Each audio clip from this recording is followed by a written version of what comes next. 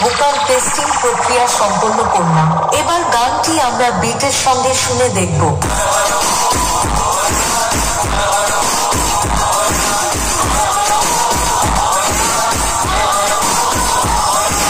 তাহলে এবার মেদিনীপুর এর সেই ভাইরাল স্টাইলে সম্পূর্ণ গানটি শোনা যাক।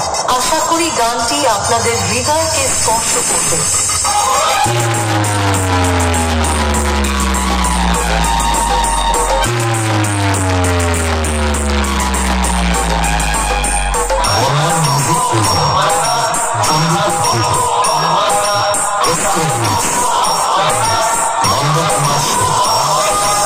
ঈদের মাথা ঠান্ডা হলে